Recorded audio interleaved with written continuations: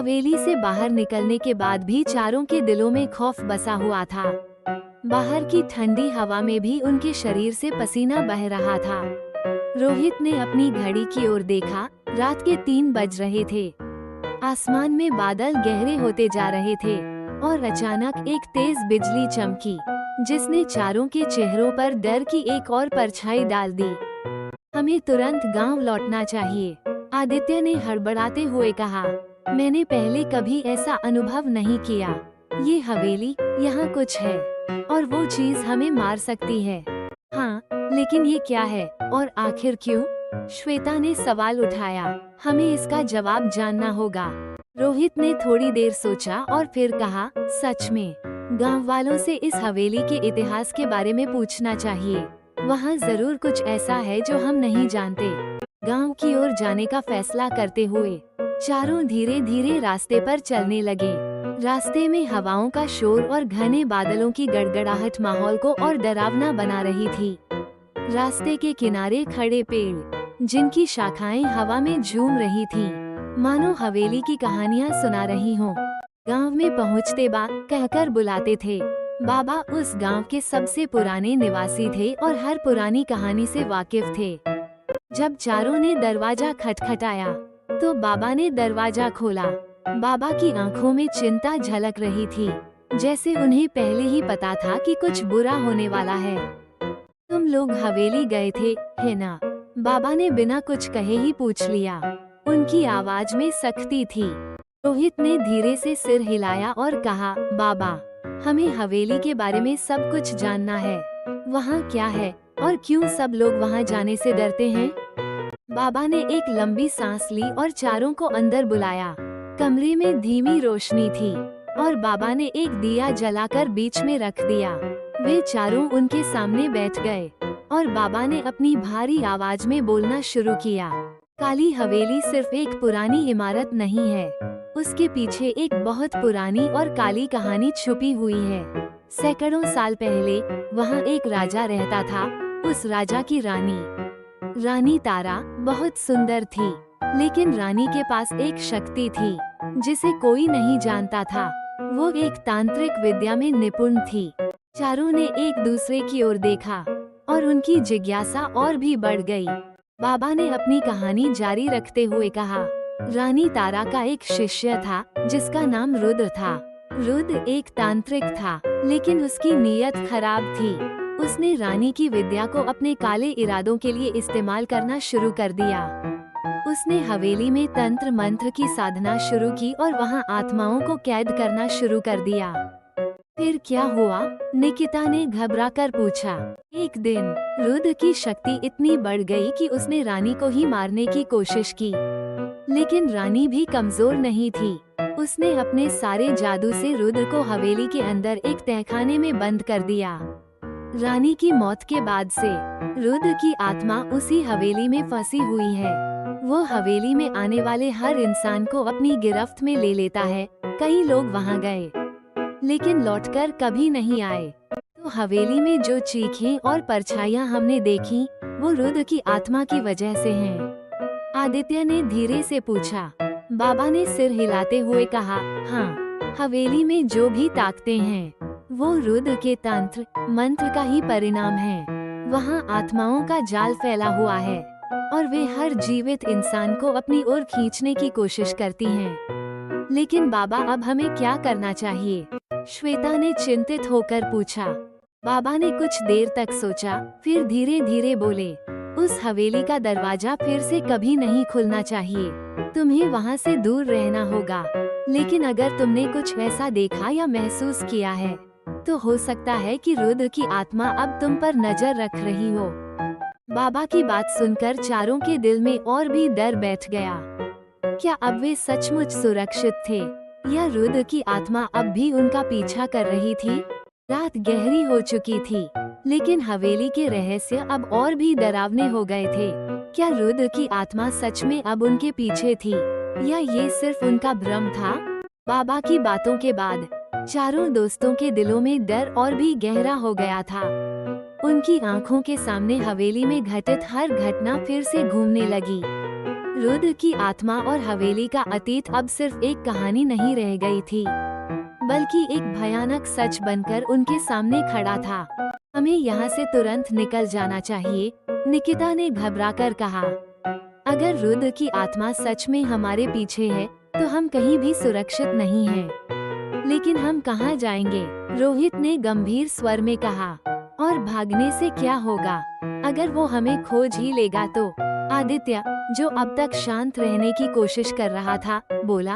बाबा, क्या इस हवेली और रुद्र की आत्मा से छुटकारा पाने का कोई तरीका है?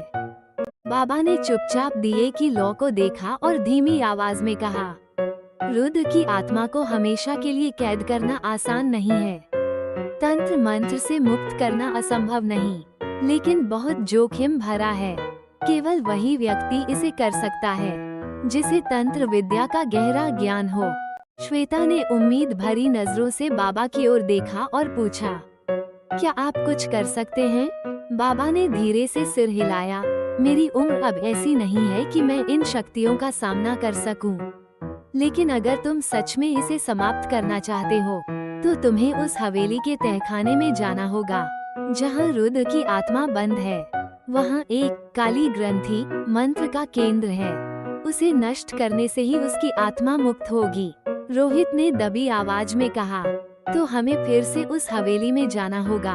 हाँ, बाबा ने कहा, लेकिन ध्यान रखना, ये काम बेहद खतरनाक है। अगर तुमने जरा भी चूक की, तो रुद्र की आत्मा तुम पर हावी हो जाएगी और तुम्हें कभी वापस लौटने नहीं देगी। इस बात पर सभी चुप हो गए। हवेली में लौटने का विचार ही उन्हें भयभीत कर रहा था, लेकिन अब उन्हें समझ आ गया था कि अगर उन्होंने ये कदम नहीं उठाया, तो वे कभी भी सुरक्षित नहीं रहेंगे। रोहित ने साहस जुटाकर कहा, हमें ये करना ही होगा। हम इस डर से हमेशा के लिए नहीं भाग सकते। श्वेता, आदित्य और निकिता ने भी सहमति जताई। उन्होंने तय किया कि वे अगले दिन सुबह होते ही हवेली में जाएंगे और बाबा के बताए अनुसार रुद्र की आत्मा का सामना करेंगे। रात भर चारों सो नहीं पाए। रुद्र की आत्मा और हवेली के भयानक रहस्य उनके दिमाग में घूमते रहे। अगली सुबह वे सब फिर से हवेली की ओर चल पड़े। इस बार उनके मन में दृढ़ निश्चय था कि वे इसे समाप्त करेंगे, चाहे कुछ भी हो जाए। जैसे ही वे हवेली के पास पहुँचे, हवेली और भी डरावनी लगने लगी थी। हवा में वही अजीब सी सर्दी महसूस हो रही थी। दरवाजे पर पहुँचते ही उन्होंने देखा कि दरवाजा इस बार खुला हुआ था। ये देखकर सभी के मन में हल्की सी घबराहट दौड़ गई, लेकिन उन्होंने हिम्मत नहीं हारी और अंदर दाखिल हो गए। अब उनकी मंजिल थी तहखाना, जहाँ रुद्र की आत्मा कैद थी। हवेली के अंदर का माहौल पहले से भी ज्यादा डरावना था। चारों ने अपने कैमरे और टॉर्च संभाले और नीचे की ओर जाने वाली सीढ़ियों पर कदम रखा। तहखाने में अंधेरा और गहरी ठंड थी। जैसे ही वे नीचे पहुँचे, उन्होंने देखा कि तहखाने के बीचों बीच एक पुरानी काली किताब रखी थी। यह वही काली ग्रंथि थी जिसके बारे में बाबा ने बताया था। रोहित ने हिम्मत करके किताब की ओर कदम बढ़ाया, लेकिन तभी अचानक हवेली में तेज हवाएं चलने लगीं। तहखाने की दीवारों से अजीब सी आवाजें आने लगीं। ऐसा लग रहा था जैसे हवेली की सारी आत्माएं जाग उठी हों। हमें जल्दी करनी होगी, आदित्य ने कहा।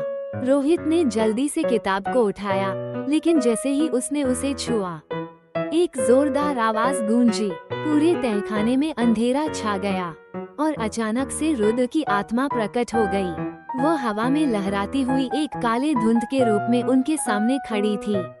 उसकी आंखें लाल अंगारों की तरह चमक रही थीं और उसकी उपस्थिति से पूरा तहखाना कांपने लगा। तुम सबने मेरी शांति को भंग किया है, रुद्र की आत्मा ने गूंजती हुई आवाज में कहा। अब तुम सब मरोगे। चारों ने घबराते हुए पीछे हटने की कोशिश की, लेकिन तहखाने का दरवाजा बंद हो चुका था। रुद्र की आत्मा धीरे धीरे उनकी ओर बढ़ने लगी। श्वेता ने हिम्मत करते हुए कहा, रोहित, बाबा ने कहा था कि ग्रंथि को नष्ट करने से उसकी शक्ति खत्म हो जाएगी। रोहित ने बिना वक्त गंवाए किताब को जमीन पर पटक दिया और उस पर बाबा द्वारा दी गई ताबीज रख दी। जैसे ही ताबीज ने किताब को छुआ, हवेली के अंदर तेज बिजली की चमक उठी। रुद्र की आत्मा चिल्लाने लगी और उसकी शक्ति धीरे धीरे कमजोर होने लगी। अल्पविराम। अचानक हवेली के चारों ओर की दीवारें हिलने लगीं, जैसे हवेली खुद भी अब खत्म होने वाली हो। रुद्र की आत्मा एक अंतिम चीख के साथ गायब हो गई और तहखाने में सब कुछ शांत हो गया। चारों ने राहत की सांस ली।